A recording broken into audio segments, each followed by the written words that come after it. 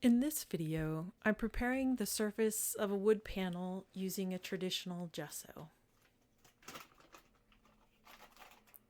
To make the gesso, I mix equal parts of the gesso powder and warm water. Traditional gesso is a mix of an animal glue binder, chalk, and white pigment. This gesso is made of rabbit skin glue and whiting, which is calcium carbonate. The word gesso is Italian for chalk, from the Latin gypsum, and is also known as glue gesso or Italian gesso. This is used to coat rigid surfaces such as wooden painting panels or masonite as a permanent absorbent primer substrate for painting.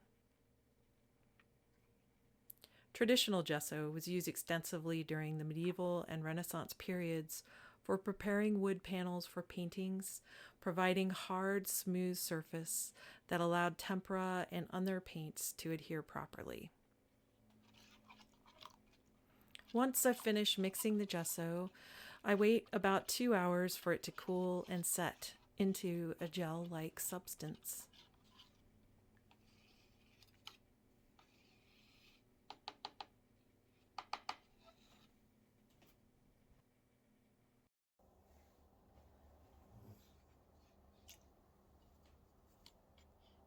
When I'm ready to apply it, I place the container in a warm water bath. As it heats gently, the gesso liquefies again and becomes a smooth and brushable medium.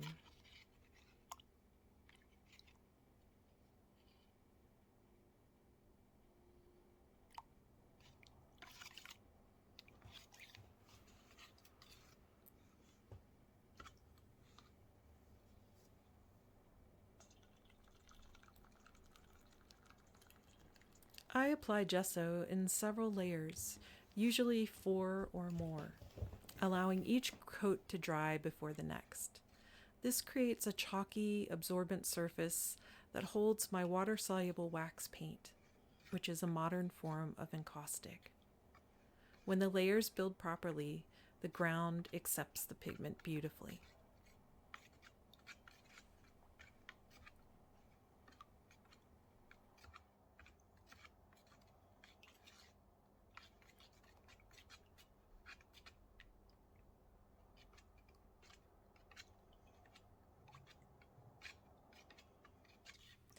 Gessoing a wood panel can take several hours or even a couple days, depending on how many coats of gesso are being applied and the size of the panel.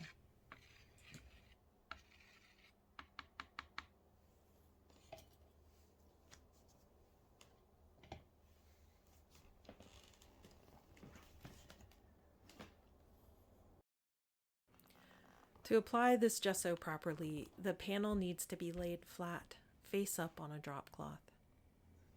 In my smaller studio spaces, that means a bit of reorganization, making space to move around the panel freely, brush in hand. That physical preparation is its own kind of ritual.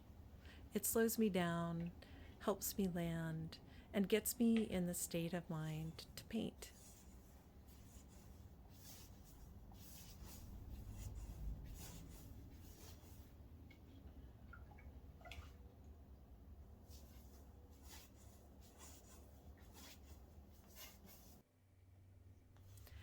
This is the terrain of the painting, the very foundation upon which the physical paint will adhere, and that is where the concept will unfold.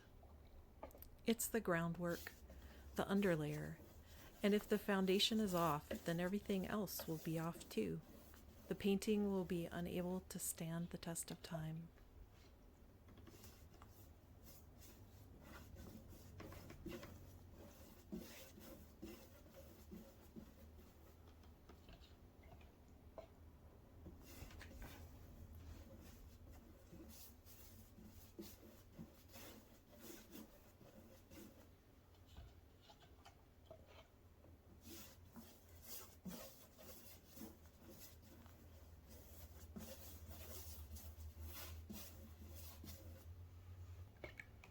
The first coat is applied directly to the bare wood, and at this stage it looks like a thin, whitish wash.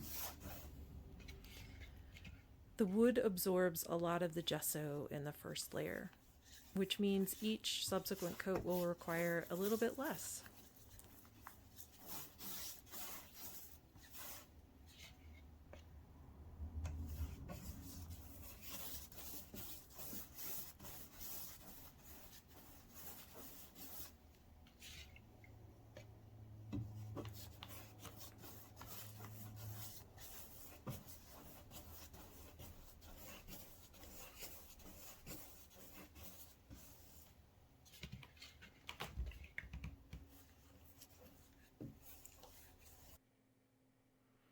The first layer creates a foundation on the wood surface and begins the process of transforming the surface to make it receptive for paint.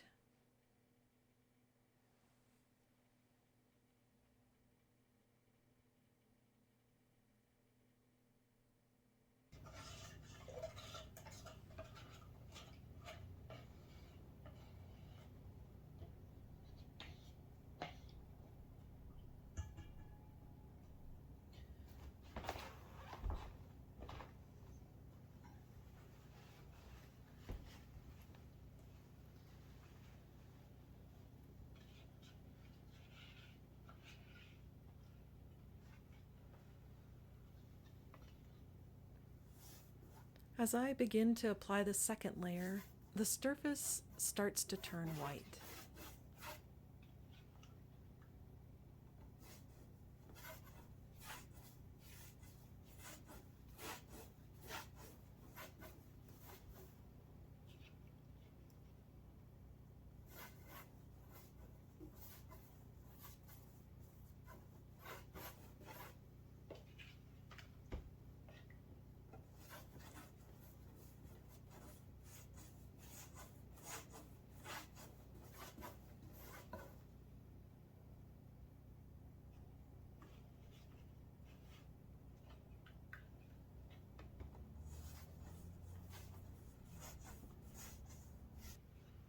White is the color from which all the other colors will emerge.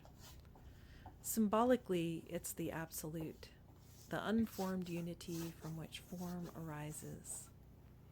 It's purity, stillness, being one, the prima materia, the first matter, the blank page of creation.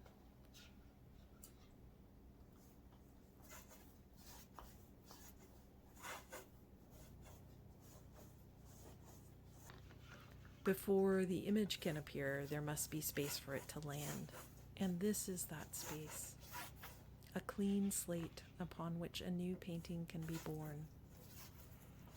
As I apply the gesso, I brush in multiple directions, making sure the coat is even and complete in its coverage of the wood.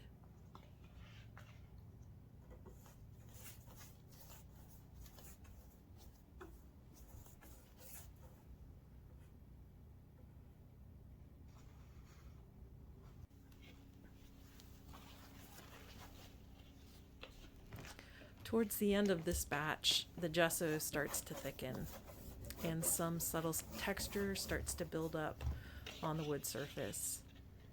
So once this layer dries, I'll give the panel a light sanding to smooth out the brushstrokes and prepare for the next pass.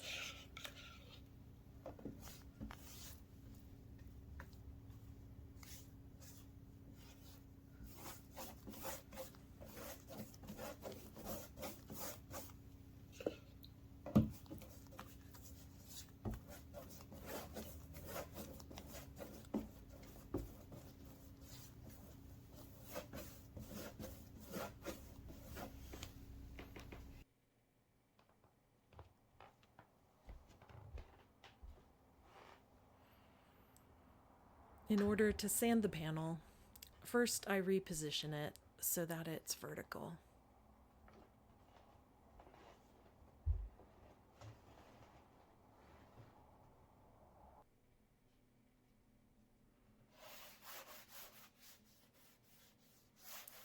Here I simply use a foam sanding block I just want to take off the areas of the surface which have started to build up texture. If I don't take the time to sand now, the surface texture would increase with each additional coat of gesso. So for the kind of surface texture I want for this painting, sanding now will save time in the end.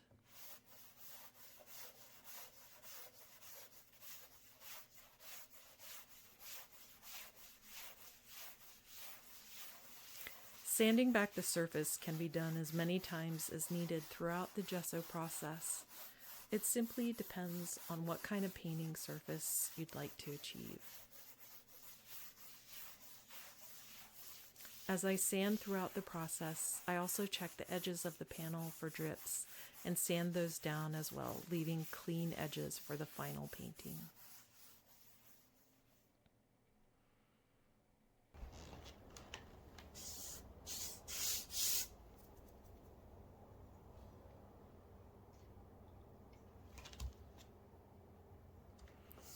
As I start the third layer, a really beautiful ground is beginning to emerge.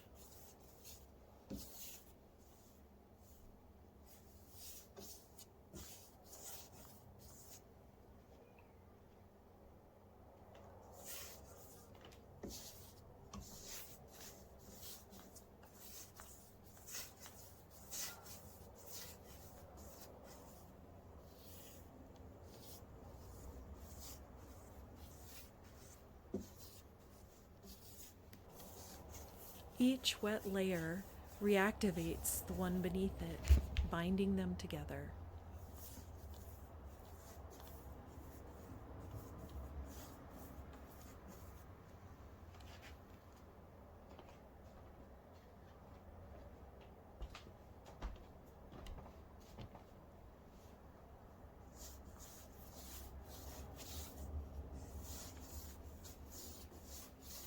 Unlike store-bought acrylic gesso panels, this handmade surface is perfectly suited to my water-soluble, wax-based paints. It absorbs the pigment, protects the wooden panel from the paint, and becomes a kind of living skin on which the image can emerge.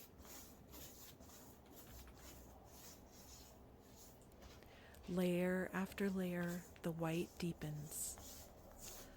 I watch closely for drips or buildup and sand in between layers to keep the surface consistent.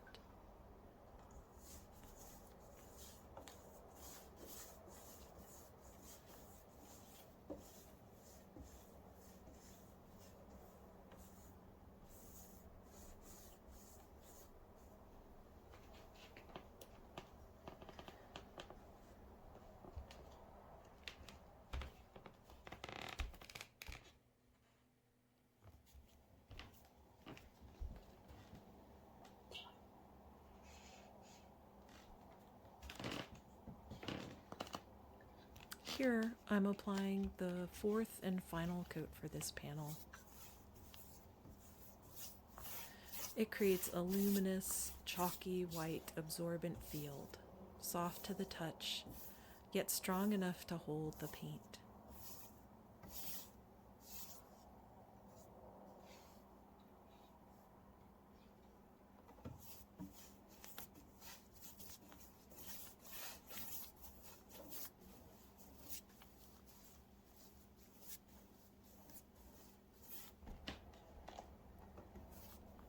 The slightly absorbent nature of this surface is ideal for wax-based paint, allowing the color to adhere and sink in gently. Later, when the painting is complete, and after I've heat sealed it, the layers of wax will seal the surface and provide natural durability. Wax is moisture resistant, mildew resistant, insect repelling, and solvent free. To further protect this panel, I've already sealed the back and the cradled edges. This preserves the integrity of the wood and protects the painting from moisture and warping over time.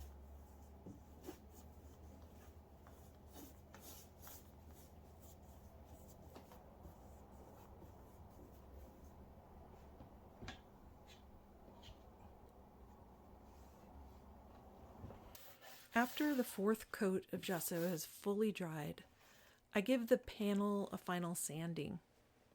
This removes any bumps, strips, or uneven texture and brings a fine, uniform finish to the surface, a subtle polish that honors both material and intention.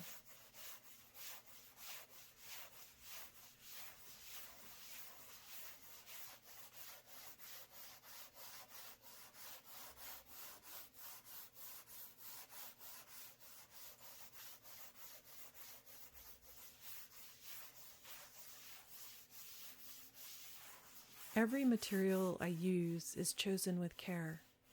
The archival quality of these ingredients ensures longevity, but they also carry something deeper. They are free of toxic chemicals, allowing for the permeation of subtle energies and helping to preserve the purity of the spaces of consciousness I engage through my art. By the time the final layer of gesso has dried, the panel is no longer just wood. It's a receptive field, a blank, radiant slate, a place where something new can land.